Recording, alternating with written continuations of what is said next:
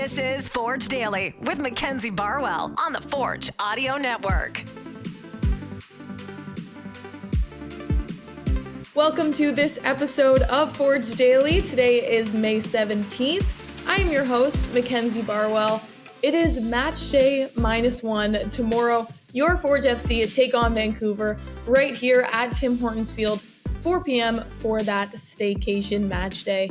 With that in mind, today's episode will primarily revolve around that. I'll get into the previous matchups between these two teams, how Vancouver FC may be looking a little bit different this year, and of course, give you some insight into a few post-practice conversations. Today, I had the chance to speak to Achinioti, Jonson, Chris Kalongo, and Noah Jensen after practice. So before we get into that, let's start with what the matchups between Forge and Vancouver looked like in 2023. As some of you might remember, Vancouver FC was new to the CPL as of last year, so they went through a bit of an adjustment period, especially toward the beginning of the regular season.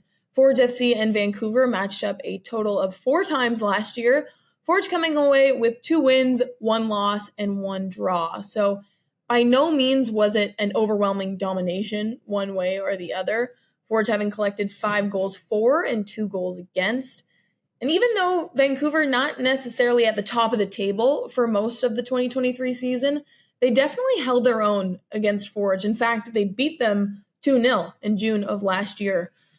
But we know that these two teams are definitely not the same a year later, and I'm sure you're familiar with the 2024 edition of Forge FC. So let's talk about Vancouver for a second. I mentioned this a little earlier this week, but Vancouver FC sitting just below Forge at 4th in the CPL standings. They recently tied Atletico Ottawa and lost to Cavalry in the preliminary round of the Canadian Championship. Just 1-0 though, so both quality teams and difficult to record those results against them. Now, speaking of Cavalry, former left winger has actually made the transfer to Vancouver this season.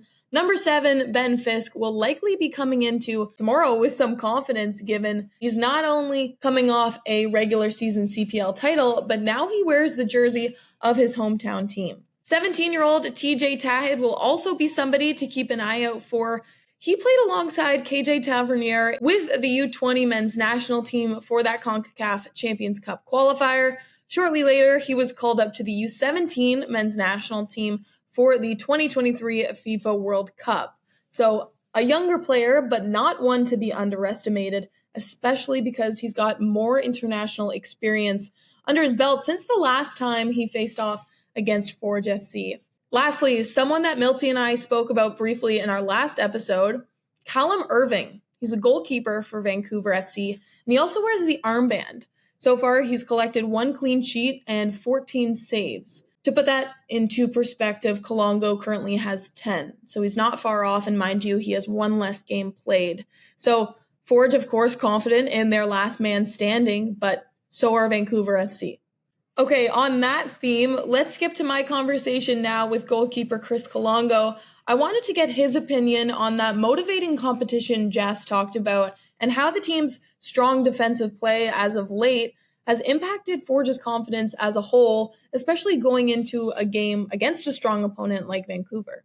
Yeah, no, it definitely brings it's a different look from what it was before. Obviously, Tristan was the number 1, so training for me wasn't really, it was competing, but almost in a sense that I feel like now it's a lot more competitive in nature and definitely closer because we're younger guys too, and so we're constantly pushing each other. And obviously, we're 2 guys that have not played a lot of games, so we both understand being the backup role. So I think we've just been really good to each other and come to like an understanding that that we're here to push each other. We don't make decisions, so at the end of the day, we're really close and we talk a lot. Obviously, the amount of goals we conceded has shown that, and obviously the back line has switched up a little bit, but it's all guys that have mainly been here and been like training and doing all these things. So it's just guys getting promoted now, and everyone's showing that they're ready.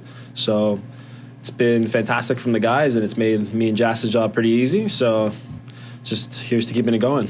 From what I've gathered, the relationship between the Forge defense and now their 2 starting goalkeepers is a mutually beneficial one. I talked to Alex and asked him how having confidence in both Jass and Chris has reaffirmed the composure and stability of this backline, and just overall from his perspective, what he finds is clicking right now.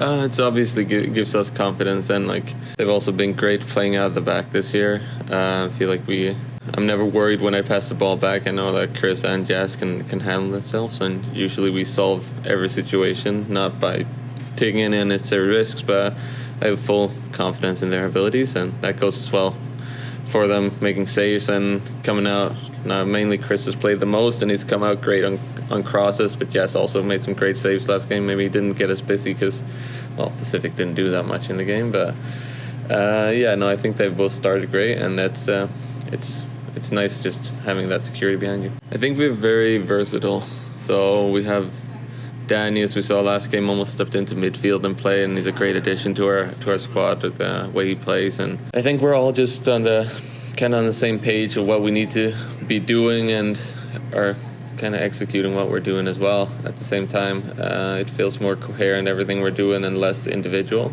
And I think that's a big part of why we've started well. So we just got to keep that going. Moving up just one position now to the center midfield, a spot Achinioti Jonson is not unfamiliar with.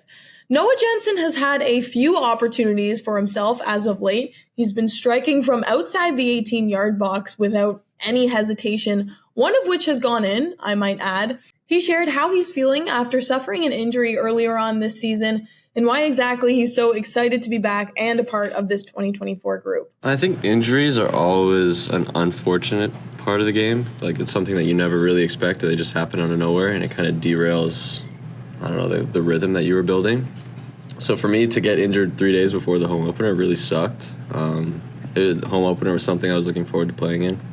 Last year I scored in it against Calvary, so I was really hoping to be a part of that, which sucked, but it also kind of allows you to refocus, get back on track, and get your body healthier than it was before, which I think is also important. Yeah, I think that kind of made it sweeter to score, coming on and scoring, just because I had been out and then I was back. I'd only played 20 minutes, and then I got the opportunity to score. But for me, coming on as a sub is always a difficult thing. Obviously, anyone on our team is going to be disappointed that they're not starting, but there's always a chance for you to impact the game, whether you're starting, playing 20, 30 minutes, whatever it is.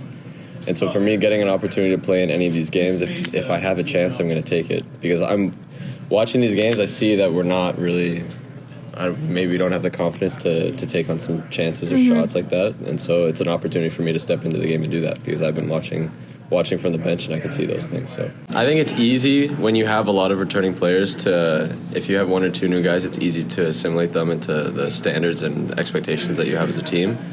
But yeah, I think there has been a big change from last year to this year, just how cohesive the group is. I think guys, we got along last year, but we weren't really ever on the same page. And I think, sometimes you saw that in the way our results kind of were like a roller coaster last year. But obviously we're off to a great start, and I think that's down to the team building we did in Querétaro, Mexico. Playing against Chivas, we've already been through a lot of difficult moments, I guess, already, and that's helped us come together even more as a group. Okay, that will conclude today's episode. There seems to be a general confidence amongst this group right now, so it'll be interesting to see how they come out tomorrow. Thank you all so much for listening. I hope to see you guys here at what promises to be an entertaining game, and enjoy your long weekend. This has been Forge Daily with Mackenzie Barwell. If you like what you heard, please follow, subscribe, comment, and share. One of the first questions that I asked you in an interview last year was regarding your haircut. Are you going to go back? Because I remember you saying you felt more aerodynamic. What's the plan there? No, my fiance is kind of nagging me a bit to cut it down a little. Not cut it off, but it needs a little trim. Just to it's a little too long and wild right now. But I'm just too lazy to go get it done, to be honest. Yeah. Brittany's going to grab some scissors and just in your sleep. Yeah, probably.